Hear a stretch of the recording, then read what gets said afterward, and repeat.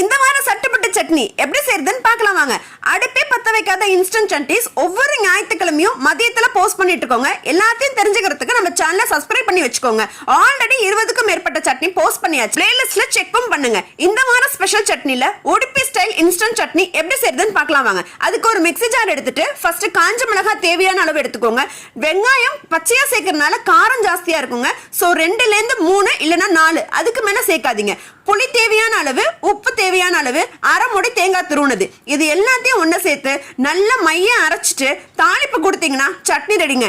எல்லாரும் தண்ணி சட்னி சொல்லுவாங்க. இந்த சட்னியை தண்ணியா செய்யாம நல்லா கெட்டியா செஞ்சு பாருங்க. சும்மா அட்டகாசமா இருக்கும். இதை தொட்டு சாப்பிட்றதுக்கு இட்லி, தோசை, ஊத்தாப்பம், கோதுமை தோசை, ரவா தோசை, இது மாதிரி ஐட்டம் எந்த ஐட்டத்தோட தொட்டு சாப்பிட்டாலும் அட்டகாசமான டேஸ்டா இருக்கும். இதை தண்ணியா மட்டும் வைக்காம கொஞ்சம் கெட்டியா வச்சு செஞ்சு பாருங்க. சும்மா அட்டகாசமா இருக்குங்க. அடுத்தது தாளிப்பு கொடுத்துருவோம். ஈஸியாவும் ரொம்ப குயிக்காவும் செய்யக்கூடிய எல்லா சட்னிஸும் தெரிஞ்சுக்கிறதுக்கு நம்ம சேனலை சப்ஸ்கிரைப் பண்ணி வச்சுக்கோங்க. மறந்துடாதீங்க.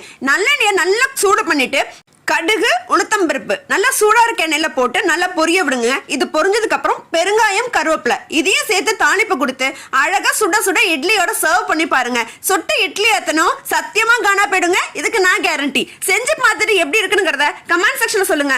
அடுத்த ஒரு இன்ஸ்டன்ட் சட்னில உங்க எல்லாரையும் பாக்குறேன். அது வரைக்கும் டாடா.